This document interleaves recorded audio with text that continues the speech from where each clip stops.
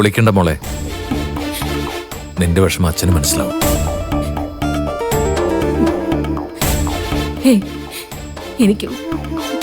എനിക്ക് വിഷമമൊന്നുമില്ല അച്ഛ. രഘുവേട്ടൻ തിരിച്ചു വന്നല്ലോ.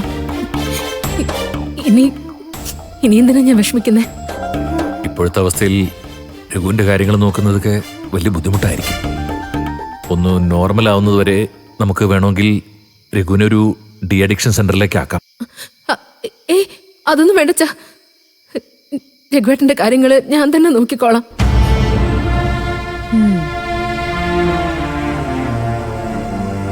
ഇത്രയും ദിവസം വഴക്കിട്ടിരുന്ന അമ്പിളി ചേച്ചി തന്നെയാണോ ഈ പറയുന്നത്?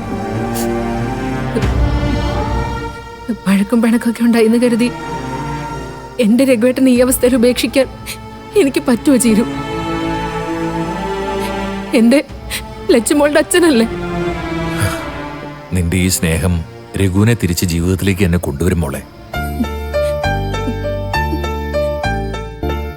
അതെ ചേച്ചി, ആരും ഇല്ലാതായി പോയി എന്നുള്ളൊരു തോന്നല് കാരണം രഘുവേട്ടൻ മദ്യപാനം തുടങ്ങിയത്.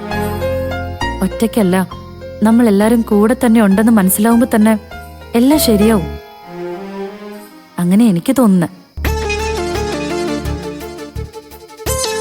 ഒരാളെ തെറ്റിൽ നിന്നും ശരിയിലേക്ക് കൂട്ടിക്കൊണ്ടുവരാൻ ശാസനയും ശിക്ഷയും മാത്രം പോരാൻ വിളി, സ്നേഹവും വേണം. ഇപ്പൊ നീ രഘുവിനോട് ഈ കാണിക്കുന്നത് ഒരമ്മയുടെ കരുതലാ. അതവൻ മനസ്സിലാക്കണം.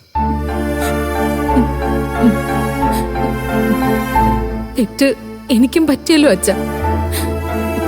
ഞാൻ ഒരിക്കലും ഒന്നിന്റെ പേരിലും എന്റെ രഘുവേട്ടനെ തനിച്ചാക്കി പോകാൻ പാടില്ലായിരുന്നു. നിങ്ങളൊക്കെ പറഞ്ഞിട്ടും ഞാൻ ഈ ചെയ്ത തെറ്റ് എനിക്ക് മനസ്സിലായൂല. അതൊക്കെ പോട്ടെ മോളെ.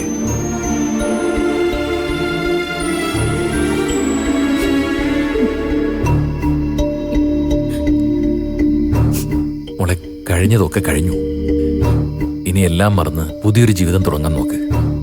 അതെ ചേച്ചി, നിങ്ങളുടെ സന്തോഷമുള്ള ജീവിതം കാണാനാ ഞങ്ങൾ എല്ലാരും ആഗ്രഹിക്കുന്നത്. അതെനിക്കറിയാൻ ചേരും. പക്ഷെ എന്തോ അപ്പോഴത്തെ ദേഷ്യത്തിന് നിങ്ങൾ ആരും പറഞ്ഞതനുസരിക്കാൻ എനിക്ക് തോന്നിയില്ല അച്ഛ. അതെന്റെ തെറ്റാ. എന്തായാലും രഘു ഇവിടെ തന്നെ തിരിച്ചെത്തിയല്ലോ. ഇനി അധികം താമസിയാതെ ഞാൻ രഘുവേട്ടനെ പഴയ രഘുവേട്ടനാക്കി മാറ്റും. അതിനായിട്ട് എത്ര കഷ്ടപ്പെടാനും ഞാൻ തയ്യാറാ. ചേച്ചി കഷ്ടപ്പെടണ്ട. അച്ഛൻ പറഞ്ഞതുപോലെ കുറച്ചുനാൾ നമുക്ക് രഘുവേട്ടനെ ഡി അഡിക്ഷൻ സെന്ററിൽ വല്ലതും ആക്കാം. എന്നിട്ട് മദ്യത്തിനോടുള്ള ആസക്തി മാറി കഴിയുമ്പോൾ തിരിച്ചു കൊണ്ടുവരാം. വേണ്ട ചീരു, രഘുവേട്ടന്റെ ഈ അവസ്ഥയ്ക്ക് ഒരു തരത്തില് ഞാനും കാരണമാണ്.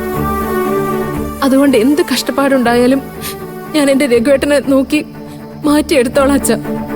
നിനക്ക് അങ്ങനെ ഒരു വിശ്വാസം ഉണ്ടെങ്കിൽ